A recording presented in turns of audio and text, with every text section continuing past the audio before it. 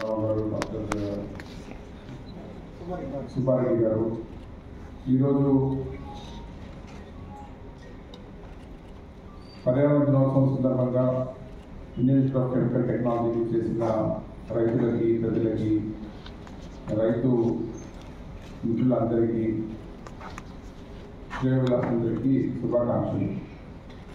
చాలా సంతోషం. ఒక నేషనల్ లెవెల్ ఇన్స్టిట్యూట్ హైదరాబాద్లో ఉండడం, ఈ నేషనల్ లెవెల్ ఇన్స్టిట్యూట్లో రైతులకు ఉపయోగకరంగా ఉండే టెక్నాలజీస్ ఆవిష్కరించడం ఈ ప్రాంతంలో నివసిస్తున్న మనందరికీ ఒక గర్వకారణంగా నేను భావిస్తున్నాను. ఈ సంస్థ భారతదేశంకి స్వతంత్రం రాకముందు నుంచి ఈ సంస్థ ఈ ప్రదేశంలో పనిచేస్తుంది. కాబట్టి గత 75-80 సంవత్సరాల నుంచి కెమికల్ టెక్నాలజీ, దాంట్లో భాగంగా వ్యవసాయానికి సంబంధించిన టెక్నాలజీస్ ఆవిష్కరించడం, అవి రైతుల దగ్గర తీసుకెళ్ళడం, చాలా ఉపయోగకరమైన కార్యక్రమాలు ఈ సంస్థ చేస్తున్నదని మనకందరికీ తెలిసిన విషయం. దాంట్లో భాగంగా చాలా సందర్భాల్లో ఇలాంటి ఇన్స్టిట్యూట్స్ పనిచేస్తున్న క్రమంలో వారు చేస్తున్న సైంటిస్ట్ కానీ వాళ్ళ స్టూడెంట్స్ కానీ ఎంటర్‌ప్రెన్యూర్స్తో కానీ వాళ్ళతో మీటింగ్స్ పెట్టుకోవడం, వాళ్ళతో ఈ చర్చలు జరపడం సర్వసామాన్యంగా జరుగుతున్న విషయం.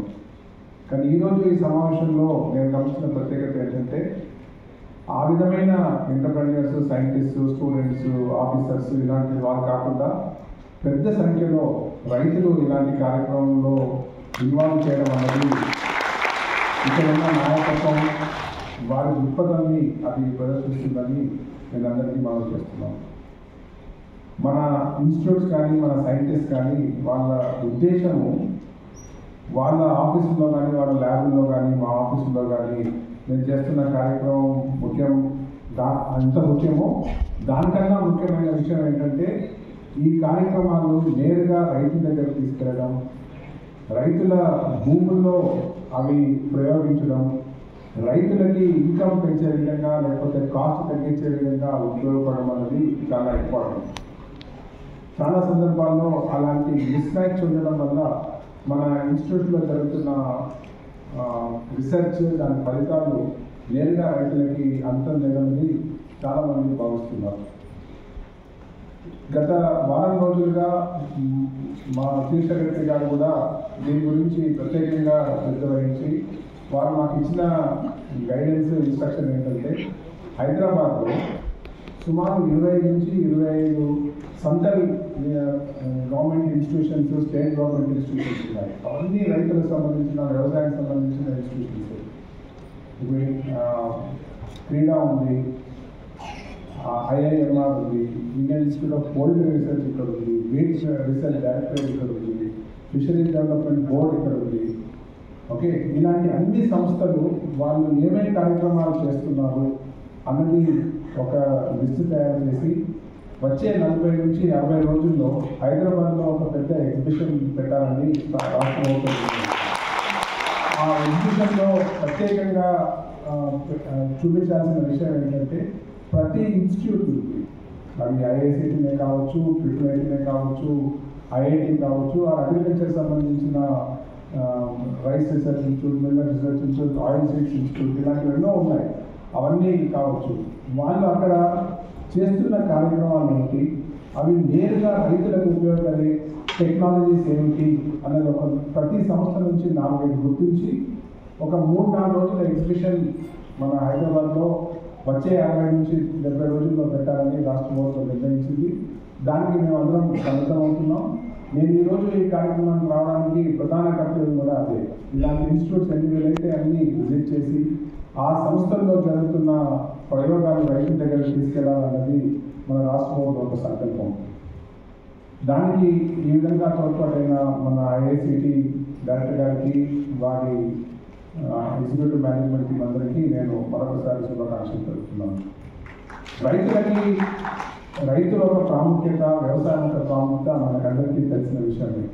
మన రాష్ట్ర ప్రభుత్వం ఈ రైతునే రాజు చేయాలన్న ఉద్దేశంతో ఎన్నో కార్యక్రమాలు మనం చేస్తున్నాం. మీకందరికీ తెలుసు రైతు భరోసా కార్యక్రమంలో మనము ప్రతి రైతుకి 6,000 రూపాయలు పర్ ఏకర్ పర్ సీజన్ మనం ఇచ్చే కార్యక్రమం మనం చేపట్టాము. ఈ సంవత్సరం కూడా ఈ వ్యవసాయ కాలంలో కూడా ఈ వానాకాలం సీజన్లో కూడా అది అందరు రైతులకి చేరే విధంగా మనము యాక్షన్ ప్లాన్ తయారు చేసుకొని దాన్ని ఇంప్లిమెంట్ చేయాలనే నిర్ణయానికి రాష్ట్ర ప్రభుత్వం వచ్చింది. తొందరలో కూడా ఆ కార్యక్రమాన్ని మేము సంపూర్ణంగా అందరు రైతులకి అందజేస్తామని మీకు అందరికీ మనం చేస్తున్నాం. దాంతో భాగంగా గత 4-5 సంవత్సరాల నుంచి చాలా సెంట్రల్ సెక్టర్ స్కీమ్స్ మన తెలంగాణలో ఇంప్లిమెంట్ కావట్లేదు వేరే కారణాల వల్ల. ఇప్పుడు వచ్చిన కొత్త ప్రభుత్వం మన రాష్ట్రంలో అన్ని సెంట్రల్ సెక్టర్ స్కీమ్స్ ఇంప్లిమెంట్ చేయాలని, అది సంపూర్ణంగా ఇంప్లిమెంట్ చేయాలని నిర్ణయం తీసుకున్నారు. దాంట్లో అనుగుణంగానే ఈ సంవత్సరం బడ్జెట్లో సుమారు 1,600 కోట్ల రూపాయలు సెంట్రల్ సెక్టర్ స్కీమ్స్ ఇంప్లిమెంటేషన్ కోసము మన రాష్ట్ర ప్రభుత్వం బడ్జెట్లో పొందపరిచారు. దాంట్లో మనం సాయిల్ హెల్త్ సంబంధించినవి, అగ్రికల్చర్ మెకనైజేషన్ సంబంధించినవి, డిజిటల్ అగ్రికల్చర్ సంబంధించినవి, మైక్రో ఇరిగేషన్ డ్రిప్ స్ప్రింక్లర్ సంబంధించినవి, oil palm oil seeds encouragement గురించి అన్ని స్కీమ్స్ కూడా మేము వచ్చే ఈ సంవత్సరంలో ఇంప్లిమెంట్ చేయడానికి మేము సన్నద్ధమయ్యాం. మీ అందరి రైతుల దగ్గర నుంచి దాని గురించి సలహాలు సూచనలు తీసుకొని అది సక్రమంగా గత 4-5 సంవత్సరాల్లో ఇంప్లిమెంట్ చేసే స్కీమ్స్ అన్నీ కూడా ఈ సంవత్సరం ఇంప్లిమెంట్ చేయాలని నిర్ణయం తీసుకున్నామని మీకు అందరికీ తెలియజేయడానికి నేను సంతోషిస్తున్నాను. దీంట్లో మాకు రైతుల దగ్గర నుంచి, అధికారుల దగ్గర నుంచి, ప్రజాప్రతినిధుల దగ్గర నుంచి, రైతు మేలుకోలేని అందరి దగ్గర నుంచి మాకు సలహాలు మేము ఇన్వైట్ చేస్తున్నాం. అన్ని స్కీమ్స్లో దాన్ని అందరినీ ఇన్వాల్వ్ చేసి ముందుకు తీసుకెళ్లాలన్నది మా ఒక ఉద్దేశం. ఫైనల్గా ఈ కార్యక్రమానికి వస్తే మన శ్రీనివాస్ రెడ్డి గారు మీకు ఈ కార్యక్రమంలో ఉన్న ఇంపార్టెంట్ టెక్నాలజీస్ మీకు ఏమేమి చూపించబోతున్నారు, ఏమేమి ఆవిష్కరించబోతున్నారు అన్నది మీకు ఆల్రెడీ తెలియజేశారు. దాంట్లో ప్రధానమైనది న్యాచురల్ గ్యాస్ సంబంధించి బయో మాస్తో తయారైన న్యాచురల్ గ్యాస్ కూడా రాష్ట్ర ప్రభుత్వం కొత్త గ్రీన్ ఎనర్జీ పాలసీలో ప్రత్యేకమైన ఇన్సెంటివ్స్ అలాంటి సంస్థలకు ఇవ్వడం అన్నది ఆ పాలసీలో పొందపరిచారు. దాంట్లో భాగంగా మన వ్యవసాయ క్షేత్రాల్లో వచ్చే వేస్ట్ని, అది ప్యాడీకి సంబంధించింది కావచ్చు, కాటన్కి సంబంధించినట్టు, మేస్కి సంబంధించింది కావచ్చు, ఇవన్నీ మనము వాడుకొని రైతులకి ఎక్కువ ఇన్కమ్ వచ్చేటట్టు చేయడానికి కొన్ని ప్రత్యేకమైన కార్యక్రమాలు కూడా మన రాష్ట్రంలో చేపట్టబోతున్నాం. దాంట్లో భాగంగా అగ్రికల్చర్ డిపార్ట్మెంట్ దగ్గర ఉన్న భూముల్లో కొంత ఇండస్ట్రీస్కి సెటపార్ట్ చేసి వ్యవసాయానికి ఉపయోగపడే ఇండస్ట్రీస్ని ఆ వ్యవసాయ అగ్రికల్చర్ డిపార్ట్మెంట్ భూముల్లో స్థాపించాలన్నది రాష్ట్ర ప్రభుత్వ సంకల్పం. సో అది కూడా తొందరలో మీరు కొన్ని ప్రాంతాల్లో సిఎన్జి ప్రొడక్షన్ యూనిట్స్ కూడా ఈ సంవత్సరం కొన్ని ప్రాంతాల్లో ఆవిష్కరించడానికి అవకాశం ఉందని మీకు అందరికీ మనవి చేస్తున్నాను.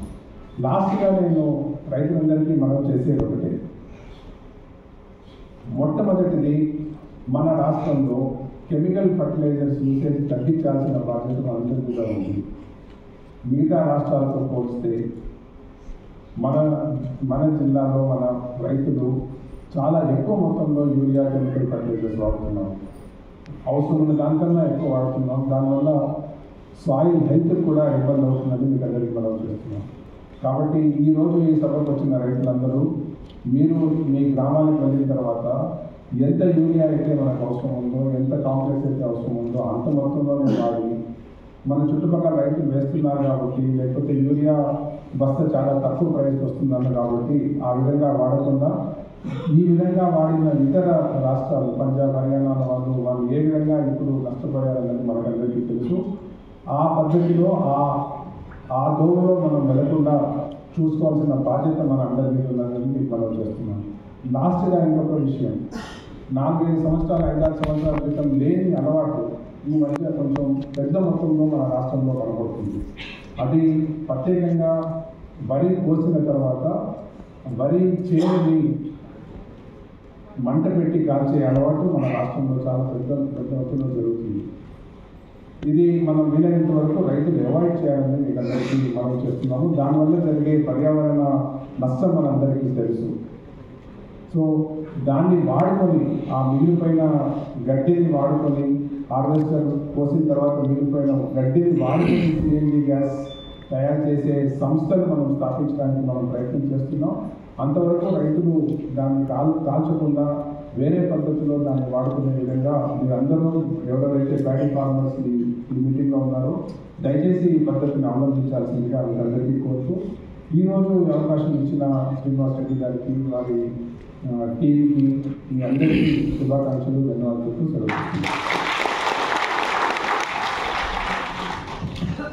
ధన్యవాదాలు sir. Thank you very much.